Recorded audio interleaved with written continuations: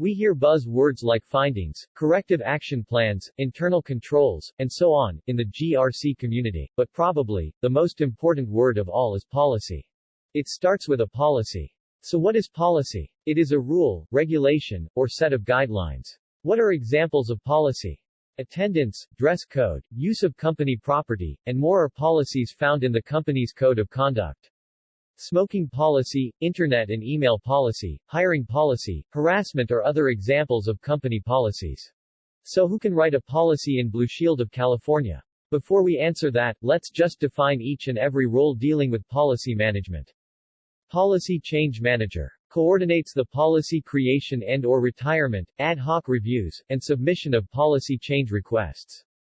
They should be identified in Archer during policy creation. Policy Owner, responsible for the policy content. Policy Reviewer, performs the first-level review of a policy. Policy Approver, performing the second-level review of a policy. Legal Representative, if required, performs a legal review of the policy after the reviewers. Regulator Coordinator, if required, sends the policy to the respective regulator.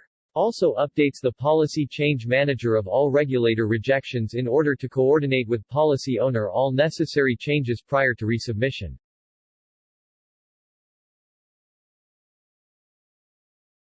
Now let me share the life cycle of a policy. When it is first created, it is labeled as a draft.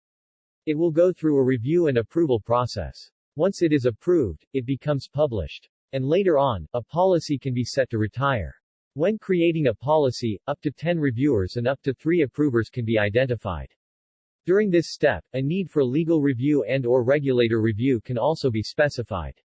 After providing all the necessary required information and identifying all the people involved in evaluation the policy, it can then be submitted for review. Each reviewers that has been identified will receive a notification to review the new policy and will have the option to either accept or reject it.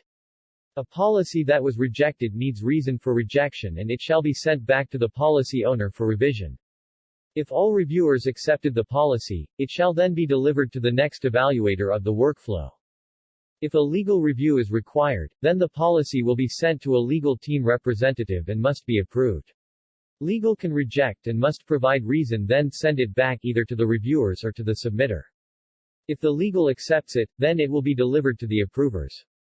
Next step in the workflows are the approvers for the policy to be approved or denied. A reason for denial is also required if any of the approvers refuse to push the policy forward. Then it will be sent back either to policy owners or back to the reviewers. Once all approvers approve it, it will then be considered published, unless a regulator coordinator has been selected to be part of the last approval process. If it is, then it shall be sent to a regulator coordinator for review. Finally, once it successfully goes through this rigorous review and approval process, the policy is then published. There are 4 things we can associate with policies: regulatory requirements, internal controls, findings, and corrective action plans. But it depends on the user role and status of the policy.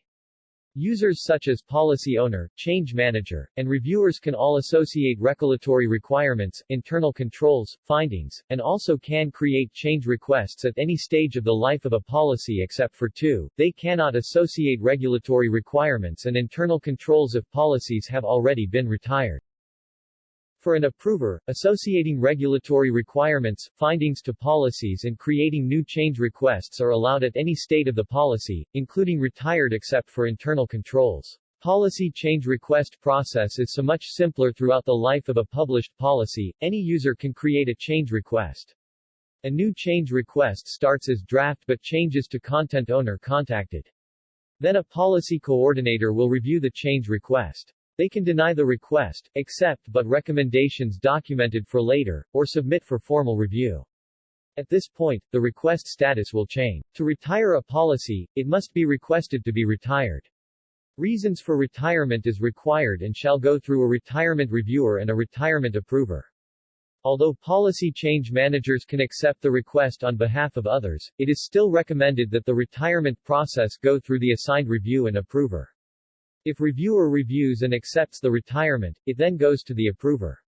If request is rejected, the policy change manager will be responsible for following up on the rejection status and resolution.